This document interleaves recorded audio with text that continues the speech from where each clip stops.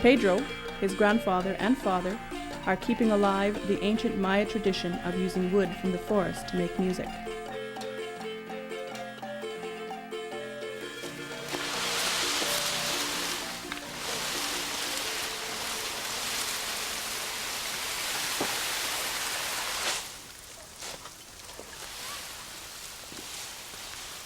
In many ways, Pedro and his family live a simple life, in harmony with the world around them, much as their ancestors did. Today, the pressure to develop their ancestral lands is threatening the harmony of the Maya's way of life. Pedro is a field worker for BIDI, the Belize Indigenous Training Institute. The biodiversity of the rainforest provides hundreds of medicines for the Maya healers. Their knowledge of the treasures the forest has to offer is what Pedro is working to preserve. I work with the healers. The information that I gathered with them is not taught to me in school, but I get to learn a lot from these elders with the tradition, with the some stories, with the uses of medicinal plants, the preparation, the type of sickness or the sickness that they heal with the medicinal plants. This plant is used for birth control purposes. For a person who likes to drink, when he drinks the liquid of this plant, the person will automatically stop drinking. And then the bark of this tree is used to treat ulcer.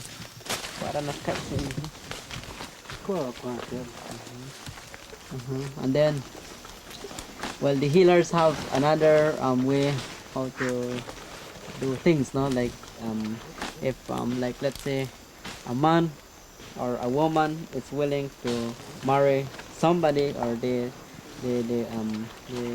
really love to have somebody, the healers have a special way how to attract a woman or a man to live together. They use the name of this plant to attract it's just the sweet word or the sweetness of the pairs, and then they do the job.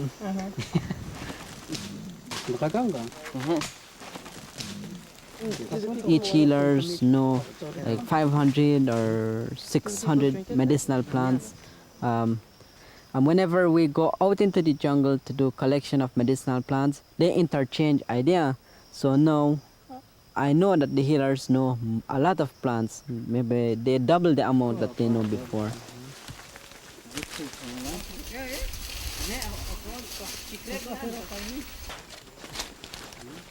Pedro is learning the ancient art of healing from his grandfather, Albino. This is the 50 acres of land that we got from the cooperative, right? We have 10 traditional healers at this moment who are working along when we started.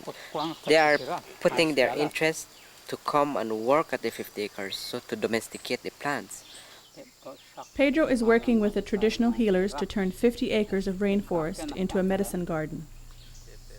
Medicinal plants transplanted from distant locations act as a backyard pharmacy, giving the healers easy access to many medicines.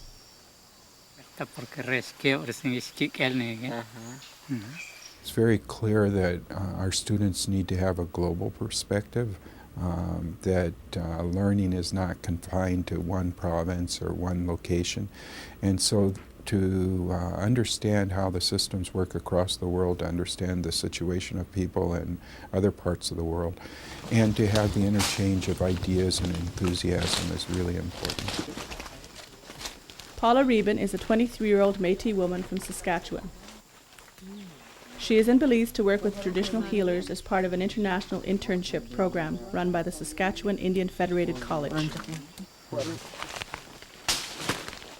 I was very, very excited to learn that I was going to be working with the healers, and learned how open they were with sharing knowledge, and how they wanted youth up here to learn.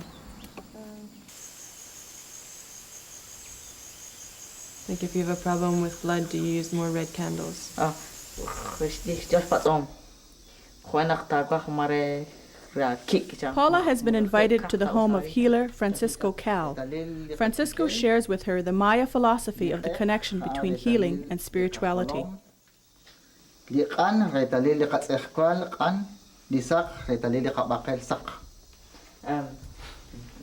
That is what our body forms. The contents of the red stands for the blood, the black stands for the hair or the head, the yellow stands for the skin, the body, the white stands for the bones.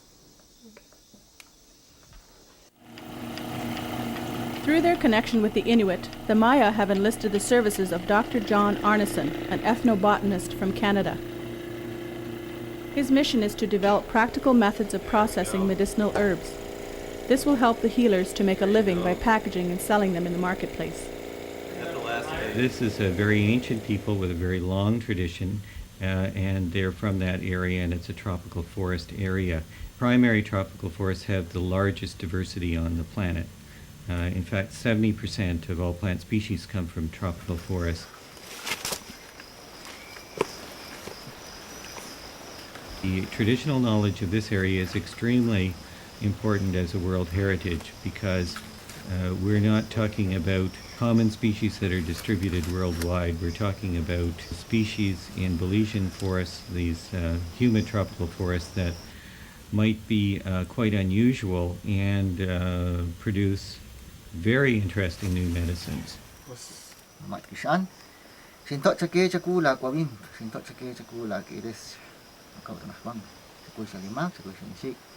After gathering the plants he needs to treat a particular ailment, healer Francisco Cal offers prayers of thanks for the medicines he has taken from the forest.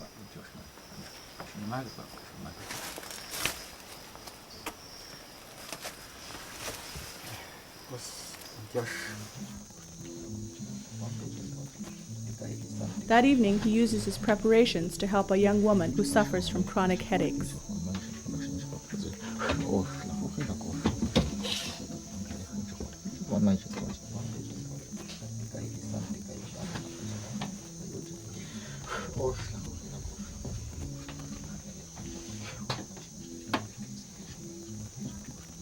The issue for the Maya is that they're living in the modern world and they need to make a living. So we're looking at some of the possibilities where we might be able to improve the economic condition of the traditional healers by commercializing a few selected materials. Press this twice. If we're ready to move, just once. Yeah? Okay. Yeah, because right now it's averaging, but it says the question is saved. So when you push enter, it'll have saved it. Okay. Yeah. With the help of satellites and a handheld mapping device, Pedro is learning to document how the forests are being used by the Maya. This information is a powerful tool. It will help the Maya gain a say in decisions the government of Belize makes about the development of Maya ancestral land.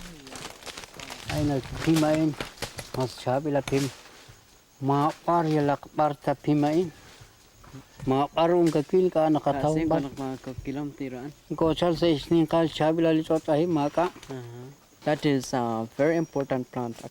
This is the first time we have seen this, but he know the use of it.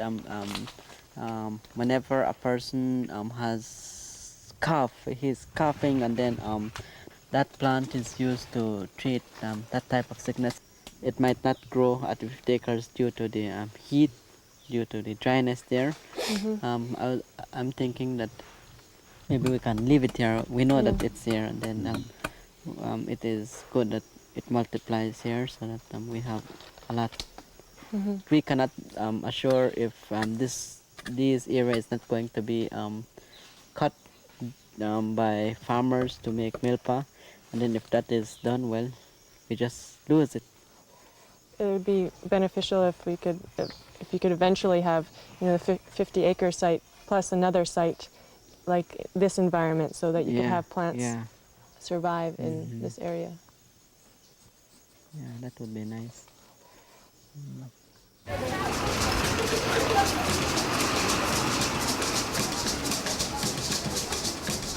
Punta Gorda is a small coastal town and the unofficial capital for the Maya in Belize.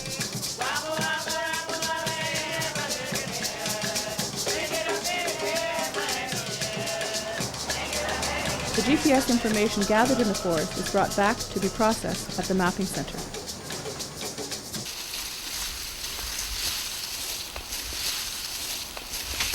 To keep the medicine garden alive, the healers try to recreate the canopy provided by the trees destroyed in the hurricane.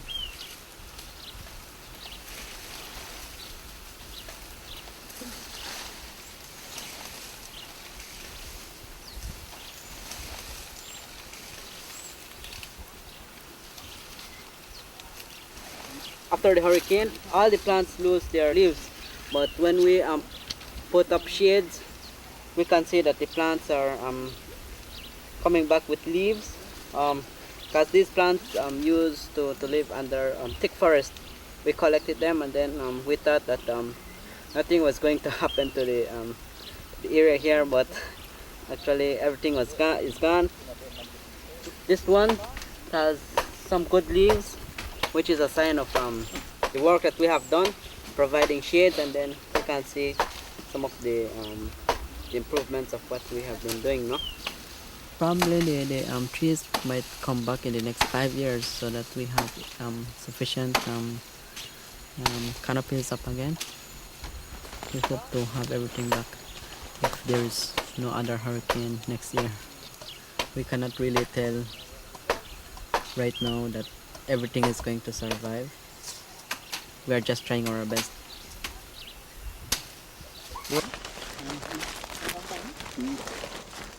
After much hard work, the medicine garden is ready for Pedro, Paula, and the healers to begin replanting. By keeping this garden functioning, you're ensuring that these plants will survive, even if some of the forest will be destroyed, or either by logging or man or milpa, or by hurricane or fire or something. Yeah, because the healers will have a lot of work during this dry season to keep everything alive.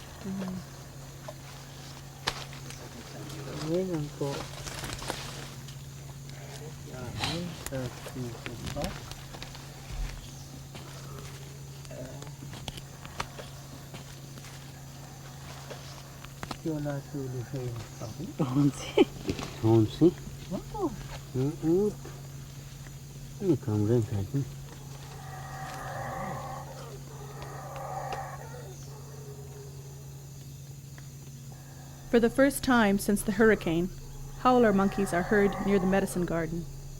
The healers know this is a sign of the rebirth of the forest.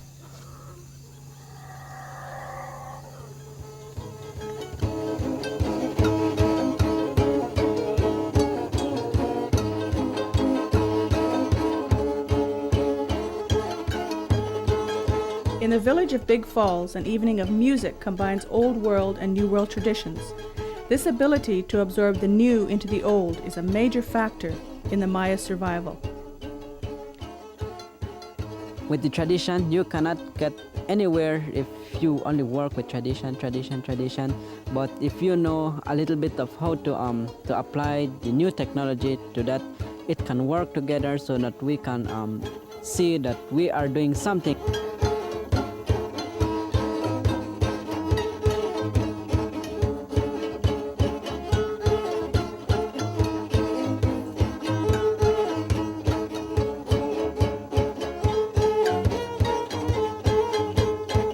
That's something I think that's missing in contemporary society a lot of times, where there's almost a worship of technique and technical knowledge, and not enough understanding about how to use that in a beneficial way for everyone. Knowledge is a good thing, but it is a powerful thing, and there has to be some wisdom to go with it, so that what I think in terms of a human goal, a goal of wisdom is a good goal. Knowledge is kind of one step in that direction. I think there are great things that can happen from such nurturing and establishing of strong bonds together. The sky, I think, is going to be the limit as to what can be created. If we can reclaim our indigenous wisdom and start to think creatively, then we will be able to come out with things that nobody has ever thought of before. I feel ashamed. Maybe it's only me that wants this or me to see a difference. Most of our young people does not care, no? Like they don't want to be involved in this type of tradition. I just feel like maybe I'm just somebody like is daydreaming or something like that, no? I don't know where I'm going. That is something that I feel. The message there is we need you. That's what we really need to say to the Indigenous young people, is that we need you. We need your intelligence. We need your enthusiasm. We need your health and well-being. We can't afford to waste you. And we respectfully ask you not to waste yourself. Angel Tioko, o kanakwi libiti o Belize Indigenous Training Institute, nag-angelak o kritik angelak halakter tinit itan ish. The important thing for us is that we are safe and secure within our land. So we have all the ingredients for success right now. We have support from ICC, we have support from Canada, we have the latest technology to do our work. We have great people, Mayan people here that will be engaged in the work. And we keep trying and we keep building the capacity of communities that if I leave, somebody else will take over. So we will continue and we will continue.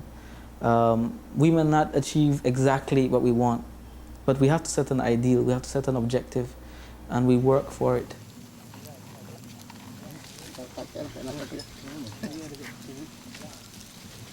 If we come together and work together, we can develop this era into a modern society with tradition. If we have people understand the importance of co-managing the area, I think we can have a better future, or have our children to see what resources we have. That is the future vision for me then.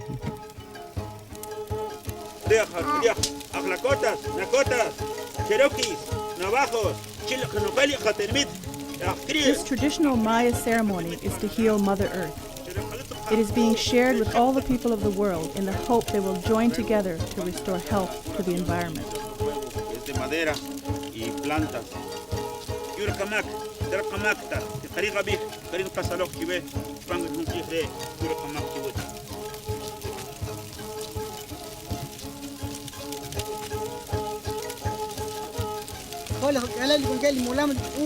Maya prophecy foretells of an earth-changing event at the end of Baktun 13, December 21st, 2012. They believe to ensure the change is positive and not cataclysmic, balance and harmony with Mother Earth must be restored.